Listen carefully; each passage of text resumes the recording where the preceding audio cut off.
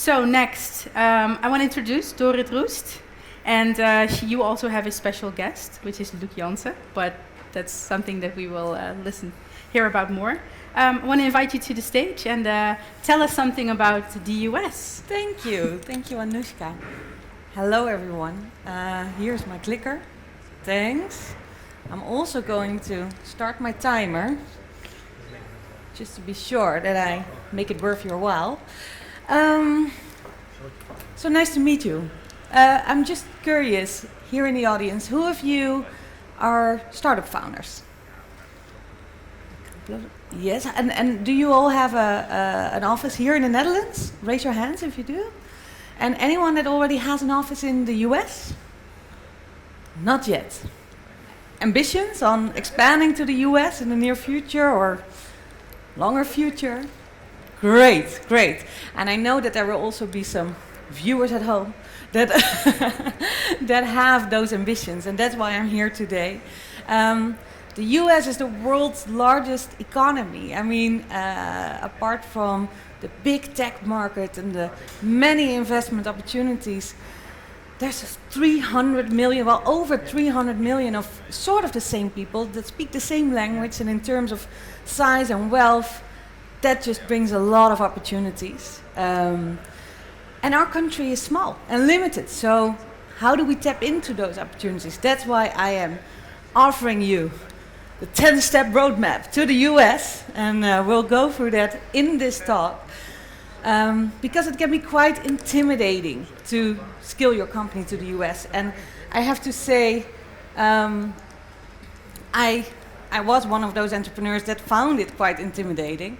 I used to be a startup founder myself, tapping into the influencer marketing industry back in 2013. And after a merger, I took a step back. I moved to San Francisco and I was asked to help build Holland in the Valley. And Holland in the Valley is the Dutch ecosystem in the Bay Area. It's initiated by the Dutch consulate in San Francisco. Here you see us in the iconic location in San Francisco with the consul and with Michael Doyes. Michael Doyes is the startup liaison from the Netherlands, responsible for the US. And then Corona came. And then we got the opportunity to scale digitally.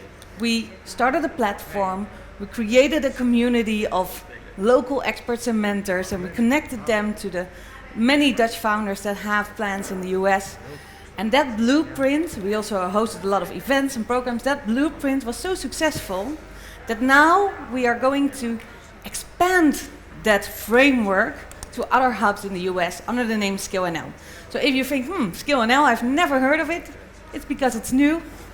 You have this is the first presentation in ScaleNL branding. This is the team. It's me, based in the Netherlands. I used to live in San Francisco. It's Tyrone from Chicago, Jorn Poldermans as startup liaison in New York, and Michael Doyes, I just introduced him to you as general startup liaison. Then I have my guest here, Luc. He is one of our valued mentors in the community. He's a successful entrepreneur himself in San Francisco. So we are going to have a fireside chat when I end the roadmap. So we'll get back to you later. But if there are any, he's bringing the entrepreneurial insight into this conversation. So if you have any input along the way, or if there are any questions, just raise your hand. We're a small, informal group, so just know that that's possible. Okay, so why did we start ScaleNL? I just wanted to highlight this as well, because our intrinsic motivation really lies in that we believe that startups and tech and innovation are truly our biggest allies in helping solve global challenges that we will be facing in the next decades. And we also believe that we can do that while we're also strengthening the Dutch economy. So how are we doing that? Well, we're doing that by offering access to network, knowledge and funding. Okay, but we used to do that from one to one, so the one startup liaison talking to the one founder that has ambitions in the US. And now we have created a strategy to do that in a more scalable way, just like a startup ourselves. We're focusing on all sectors tech. I mean, clean tech, fintech, food and ag, health are the biggest sectors, and the group of startups that we can help the best are the ones that already reach product market fit, have been around for 3 years, have around 10 FTEs in the team, raised some funding, and are ready to scale. This is just a snapshot of the startups that we are currently helping out already. And this is a map of all the different locations that fall under the umbrella of ScaleNL. So we have San Francisco, where it all started, but Los Angeles, Houston, Atlanta, Miami, New York, Chicago, Boston are all part of the network as well. So what is it we actually do? We are, I think in a previous session already we have talked about that. Just one sec. We're in a brewery today. I hope you're all thirsty. I think after listening to all these brewery sounds, you probably are. So what we're doing is we're building this funnel for US expansion, and we're starting off with a lower barrier platform that a startup can enter, and it's more on-demand self-service. That is the first level. On the platform, we now have 100 startups, over 150 mentors, all people with an orange heart, as we like to say, that like to pay it forward. We have hosted over 30 events, have an academy full of on-demand content. We have hosted several programs, which are 4 weeks programs for academic startups or prepping you for CES or South by Southwest. And we are currently working on a flagship accelerator, 12 weeks program, really deep focus on helping you expanding to the US. And the next level is a fund. So to kick off the accelerator, we will start with a small fund offering 75K safe notes. And then the next level is a fund for follow-on investments. Then, the scale-up roadmap. The thing you're all been waiting for. Let's start with my motto.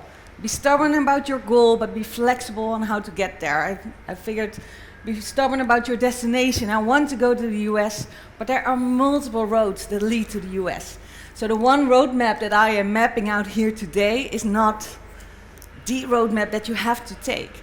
The order is also, I've been really struggling with getting the order right, because it's all organically and based on so many factors. But this is sort of the default roadmap that we see the successful startup founders in our community take. Okay, first of all, let me take a sip of water, first of all. First of all, speak the language. Well, I think we can all speak English a bit because you seem to understand what I'm saying here. But what I mean by speaking the language is truly understanding the US culture. And let's start with your branding, because we see a lot of Dutch companies that want to scale to the US, but then their pitch deck is still in Dutch. Or they still include euros instead of dollars. Or they're talking about, can I meet you at 15 o'clock? And then I'm like, no, 3 p.m., you know? So really start to use that language in your branding, in your pitch deck, on your website. Make sure that you even have a public website in English, your LinkedIn, etc.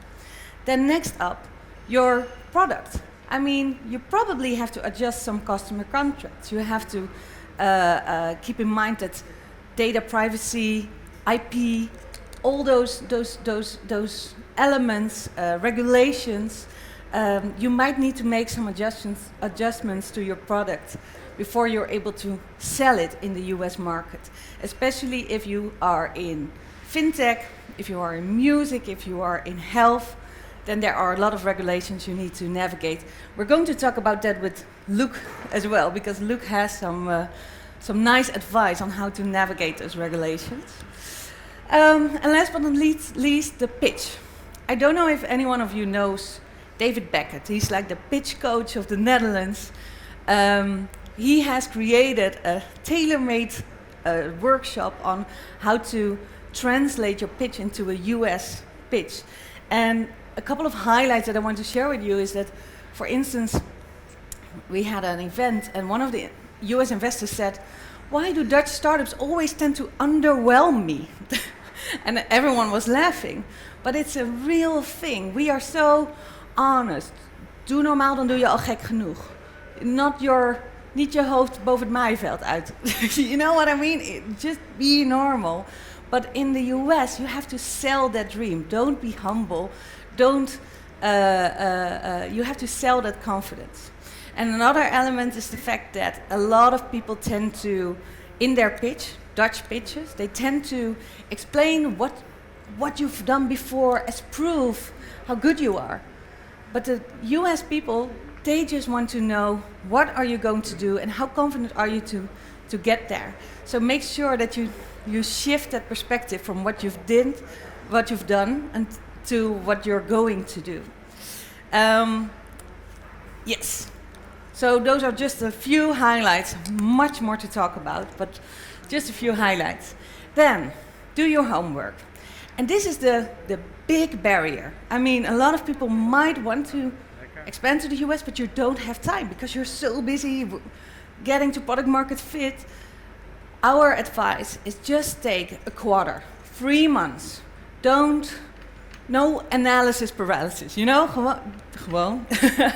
Just go into the mode of researching, maybe even hire someone, a US native, get them over to the Dutch headquarters, make sure that they are indulged in your company culture and they really understand your goals. And take 3 months to go through these topics. Value chain, customer research, competitor research, super important. Product localization, location recommendation, regulation, operations, pre and post launch timetable. Make a timetable of 18 months, then you know what you're going to expect, and the road will always be different. And create a year one budget and staffing plan. And it's probably going to be a lot higher than your Dutch pricing. And last but not least, we also advise you to create a US squad, 2 to 4 people, together with that one researcher within your organization responsible for giving that go or no go for the US market. Next up, build your support system.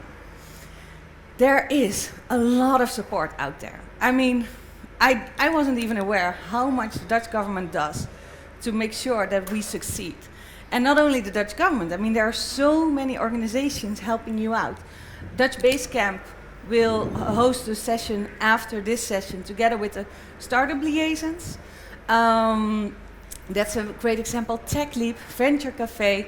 There are so many resources out there that can help you expand to the US.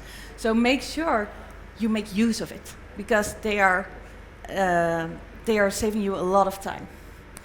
Next up, and I think I'm going to stand here because you don't see what I'm...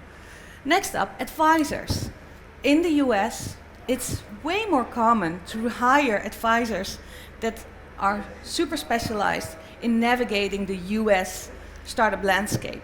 And we advise to hire a lawyer, an immigration specialist, a tax accountant, outsourced HR, a PEO, bank, and insurance provider.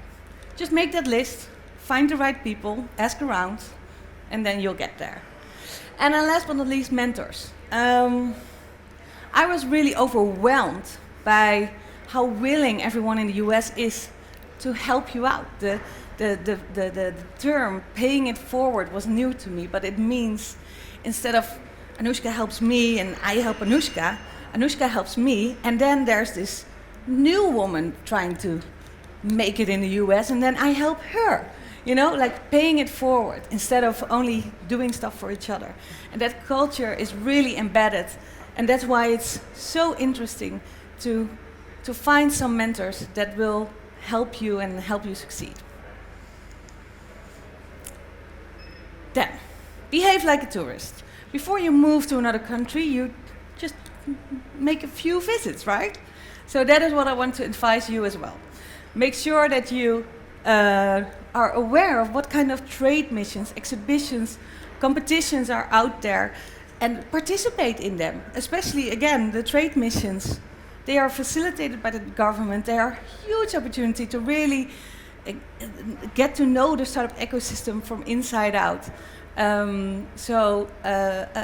You can apply for those, but also accelerators and incubators. I just mentioned that we will launch our accelerator, but there are so many accelerators and incubators focused on international expansion anyway. Then, start selling. You can already start selling your product under Dutch law. It's also a great way to figure out how far you are from product market fit in the US. And there's this saying, there's this, did I put it up there? Yeah. There's this rule that if you have 20 to 30% of your business coming from outside the boundaries of your company, that's the time to scale. And I believe that in the Netherlands it's a bit different because we are smaller and we have a limited home market. But it's still interesting to look in your numbers. Like, okay, how much of our business comes from abroad? And what we saw is that there's the majority of the companies that scale to the US already have the US as one of their top 3 markets. It was around 70%. So is the US one of your top 3 markets? Then you're ready to scale. Also, sales representatives have a very different image in the US than in the Netherlands. And sales on itself is also quite different. I mean, you really, you cannot do any cold calling. You really need those warm intros. You really need to network. And people that are already in the US, they can really help you out with that. So part-time US sales reps, etc. What you can also do is involve your clients. You probably have corporates in your client base that might also have a location outside of your home country and ask, hey, do you want to join me in expanding to the US? There's a high chance that they would like it to actually be the launching customer in the US and to help you out expanding to the US.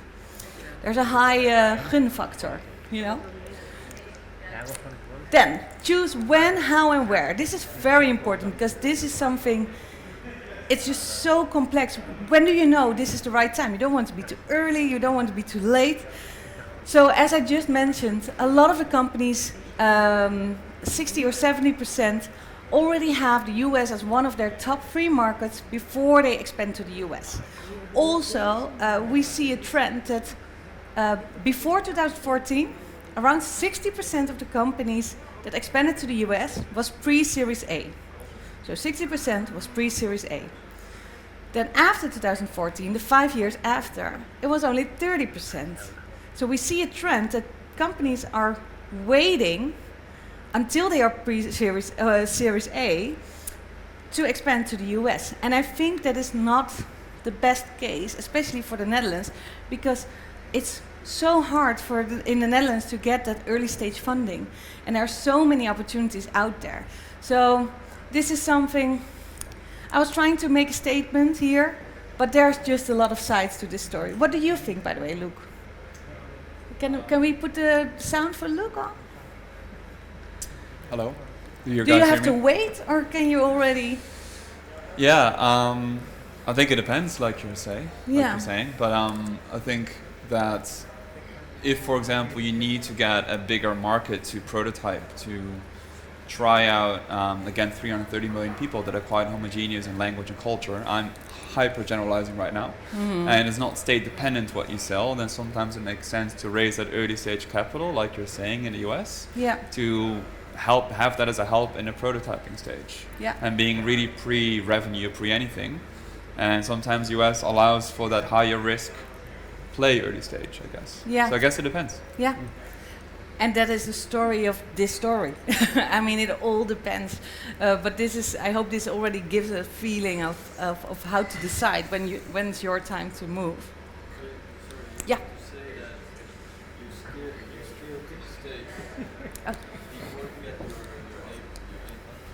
So your question is, Did I- yeah. Okay. So my question is, the idea that you explain is to scale and to go to the States before you get your A rounds? Well, me personally, I would definitely say so, because the investment landscape in the Netherlands is just not that early stage friendly. We don't have a lot of capital here for the earlier stage, and there's a lot of potential and opportunities in the US.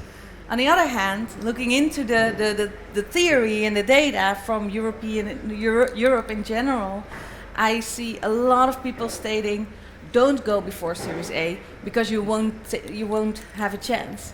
And as Luke just mentioned, you just have to look at it for your company, your product. Does it make sense? Because it is a huge market, and you can, if you cannot get to product market fit in the Netherlands with the limited amount of people that we have here, it's probably easier in the bigger US market with 300 million and a lot of more, people to test it with.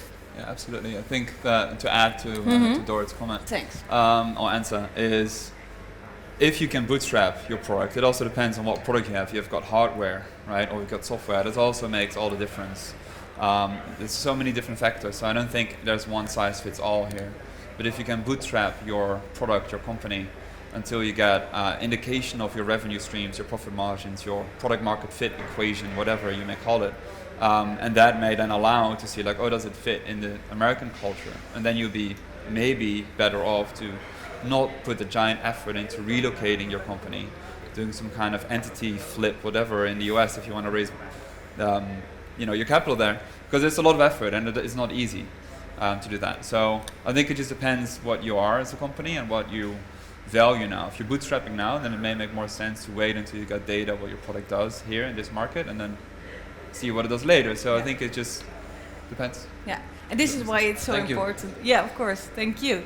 This is why it's so important to have mentors around that can really think along what's relevant for your company, like Luke. Next, because you just said it's super expensive to relocate and to really open the office in the Netherlands. So the next question you can ask yourself is, how are we going to move to the US? Are we going to move fully remote? Because that's quite possible now. Or, and this is something that people used to say, you have, as a founder, you have to be in the US, you have to show you're committed, you have to move. But the funny thing is that I found a lot of data around this, and only 1/3 of European founders actually make that move to the US. So it's not that common, and still companies succeed. Yes, you look a lot more committed if one of the founders is there, but it's not a must. Then also, with COVID, we've learned that working remote can offer a lot of opportunities. So that is also something you have to take in mind. And we see a lot of hybrid models. So keep the software and the R&D in the Netherlands. Also boost your home economy that way. But get the C-suite up to Silicon Valley or next to your funders or New York, wherever it is. And build a sales machine around that. That is a model that we see a lot as well. Then where? Choose the location. There's a lot I can say about this. I mean, we have fintech in Atlanta, we have ag and food in Chicago, we have finance and media more in the corner of New York, and then we have the super tech in Silicon Valley. And again, I'm also just really generalizing over here. But there's also cultural differences from East Coast to West Coast. You have to take the time zone in consideration. Where are your clients? How much do you want to spend on talent? Where can you find talent? Those are all considerations you have to take into account. Too much to talk about right now in this shorter time frame, but maybe we will talk about it with Luke and what your considerations were. Then, about raising funding, a common quote is, seed rounds are local, A rounds are regional, and growth rounds are global. We just touched upon the subject of, okay, is that true? Do you need to wait until the growth rounds to really go global? I think for the Netherlands, it's a different story. So also early stage companies, you might have a bigger chance of getting funding in the US than in the Netherlands. But make sure you clean your cap table, because US investors don't like messy cap tables. And we Dutch companies have a lot of messy cap tables. And just make sure that you really, really believe that you can offer those investors 10 times the return. It's something, it's very logical. The moment you're going for VC investments, you need to be confident that you can offer that return. Then we asked one of our super valued partners, Wilson Sonsini, the leading law firm from Silicon Valley. We asked them to help us with the next element, the legal and financial issues that you need to tackle. And Dan is going to tell you all about those right now. Can I get some assistance? Hi, Thanks. my name is Dan Glazer. I head the U.S. expansion group at the Silicon Valley headquartered law firm, Wilson Sonsini. I wanted to speak to you today for a few minutes on the logistical aspects of hiring U.S. employees and setting up a U.S. business as a Dutch startup or scale-up. First area to cover off is legal. You'll want to generally set up a Delaware corporation wholly owned by your Dutch parent company. In other words, a wholly owned subsidiary of your Dutch parent company. Delaware is the most common state to set up in the United States. A corporation generally is the preferred form. Another option is a limited liability company. And finally, a subsidiary is the typical option. Although if U.S. investors insist on it, you may consider so-called flipping into a Delaware parent company. But generally speaking, that's only relevant if you're raising capital from U.S. investors and they insist on it. When you're hiring U.S. employees out of your U.S. subsidiary, you'll want to provide them with two employment documents. Number one, an IT assignment and confidentiality agreement, which does what it says on the tin, as they say. And an offer letter, which has the economics and financials of the arrangement.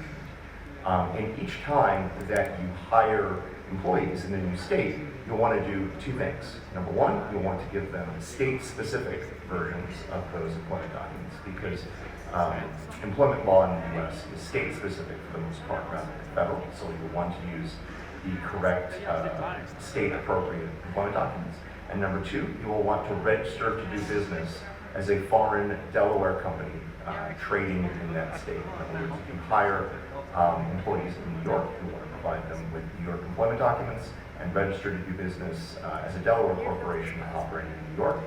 And let's say you hire employees in California, you'll want to do the same thing, register to do business and provide them with California employment documents. You want to also look at extending your employee equity program to U.S. employees, potentially Americanize your commercial contracts or terms of service, in other words, have them governed by American law or the laws of the U.S. state for U.S. users or customers. Look at U.S. data privacy matters, and then finally, intellectual property. Look at patent and trademark filings for the United States. Of course, to the extent that you have those filings in other countries around the world, they don't necessarily cover the U.S. A couple other areas to cover off besides legal. Tax. You'll want to get a tax ID number, otherwise known as an employer ID number, for your Delaware subsidiary. That'll allow you to get a bank account and set up payroll. Your tax accountant in the U.S. will also help you with your short-term and then long-term tax filings, both on a state and federal level. They can also help with transfer pricing between your parent and your subsidiary companies. Business insurance, you want to extend your business insurance from the Netherlands business to the United States.